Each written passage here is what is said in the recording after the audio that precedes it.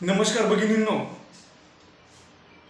लाडकी बहीणचा 7व्या हप्त्यानंतर जर तुमचा हप्ता आला नसेल किंवा पहिल्यापासूनच तुमचा हप्ता आला नसेल अशा बरेच जणांना समस्या येत आहेत आणि त्याच संदर्भात आज आपण थोडक्यात आणि महत्त्वपूर्ण माहिती घेण्याचा प्रयत्न करणार आहोत। तत्पूर्वी तुम्ही जर आपल्या चॅनलवर नवीन असाल तर अशाच विविध शासकीय योजनांच्या माहितीसाठी आपल्या चॅनलला सबस्क्राइब करून घ्या आणि बेल आयकॉनला क्लिक करा। तर आतापर्यंत एखादी भगिनीला पहिला आणि दुसराच हप्ता मिळाला आहे, मध्येच त्यांचे हप्ते थांबले। त्याच्यानंतर एखाद्या भगिनीला तिसरा, चौथा, पाचवा मिळाला, 6वा, 7वा, 8वा हे हप्ते आलेले नाहीत। असे बरेच लाभार्थी आहेत। तर याचं काय कारण आहे आपण आज थोडक्यात माहिती घेऊया। तत्पूर्वी आणि त्याच्यानंतर ते कारण जाणून घेऊन आणि ते सॉल्व्ह कशा प्रकारे करता येईल या देखील आपण थोडक्यात माहिती घेणार आहोत।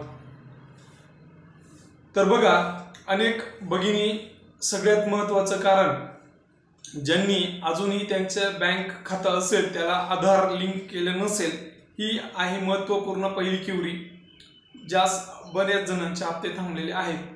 ज्यांचा आधार लिंक आहे तरी देखील पैसे आले नाही तर अशा भगिनींसाठी दुसरं कारण असू शकतं की विवाह झाल्यानंतर पतीचं नाव वेगळं आणि वडिलांचं नाव वेगळं, अर्ज भरताना वडिलांच्या नावाने किंवा पतीच्या नावाने भरला आणि आधार कार्डवर वडिलांचं नाव किंवा आधार कार्डवर आणि दाखल्यावर वडिलांचं नाव आणि अर्ज भरला ज्याला बँक खातं जोडले पतीच्या नावाचं, तर अशा ठिकाणी संभ्रम आणि वेगळं नाव असतात। तर याच्यासाठी विवाह नोंदणी प्रमाणपत्र किंवा ॲफिडेव्हिट जोडून आणि सबमिट त्या बँकेत सबमिट करायचं। त्याच्यानंतर ते तुमचे पुढचे हप्ते येण्यास सुरुवात होणार आहे।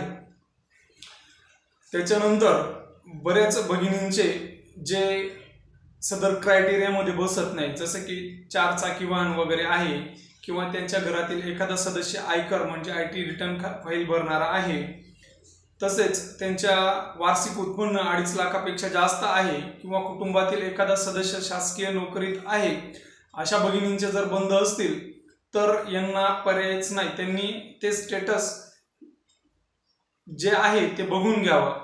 आणि सगळ्यात महत्त्वाचं आता ह्या ज्या क्युरी आहेत त्या कशा प्रकारे बघाव्या, तर याच्यासाठी बऱ्याच भगिनींनी नारी शक्ती ॲपवरती ॲप्लिकेशन नोंदणी केली होती।